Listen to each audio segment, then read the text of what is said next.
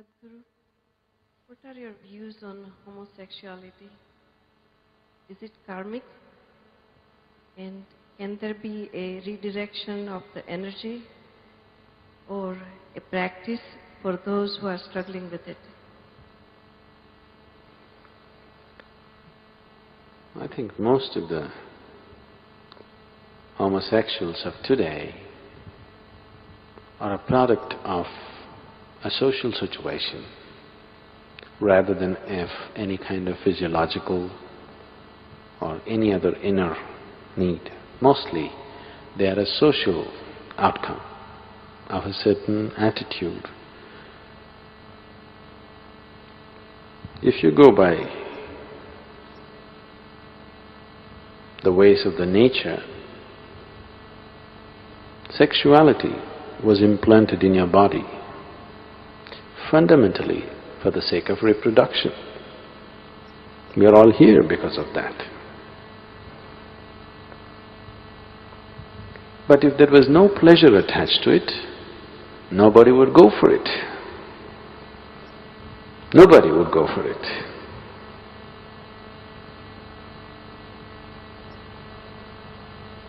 It is a painful thing to deliver a child. So, nature decided to attach pleasure to it because without pleasure nobody would go for it. In spite of a little bit of pleasure attached to it, so many people are deciding not to go for it. They become smart. At a very young age, a lot of people are becoming very smart these days. They're able to see through the limitations of it and say, this is not for us. That's very smart actually, because they're able to think beyond their hormones. Hormone is a chemical process. It takes charge of you from inside, not from an outside. It's not an outside invasion, it's an inside invasion. Till you were 12, 13 years of age, everything was just fine with you. Suddenly, little bit of chemistry, and then you don't know what the hell is happening with you. Suddenly the whole head has become wonky. You can't think beyond it. It's happened, isn't it? So the moment hormones hijack your intelligence, then you start acting funny. And you act the whole world is revolving around your sexuality. There's nothing else to the world except sexuality. See, almost 90% of the artwork, literature, or any damn thing that's written or painted or sculpted is about sex, isn't it? Isn't it so? I don't know, I may not be right on the percentage. I think it's about 90%. Even if it's 75, I think it's a very distorted vision of life, isn't it? Yes? It's a very distorted vision of life. That one aspect of the physical takes up so much of human mind and consciousness is a very distorted perception of life. Now in that, what or whom you want to have to sex with has become another great identification. So when you talk about heterosexuality or homosexuality, you're just asking me with whom or what I should do. This thing that you call as sex. I don't care.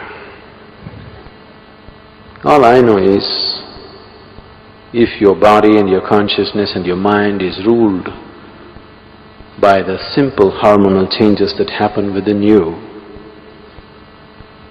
you have a completely distorted perception of life.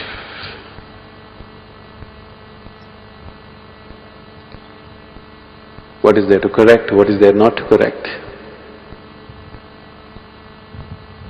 If physiologically some certain needs have changed within a person, he could be helped, but most of it is social. I don't think one thing is better than the other. you being ruled by your sexual identification, either hetero or homo, is about the same thing.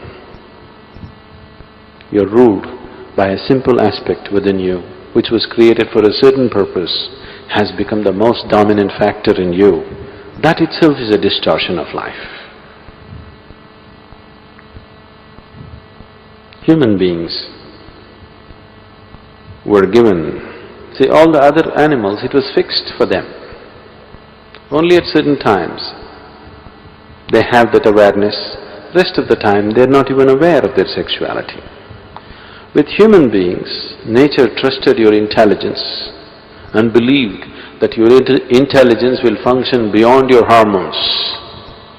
But I think 90% of the humanity has failed nature, disappointed the Creator, because they have not allowed their intelligence to function beyond their hormones. Their hormones are more dominant than their intelligence. So what kind of sexual identity you take, it doesn't matter. You are identified with a few body parts. That's bad enough. Which body part? Doesn't matter, it's bad enough. If you must identify with body parts, I would say the best body part to be identified with would be brains.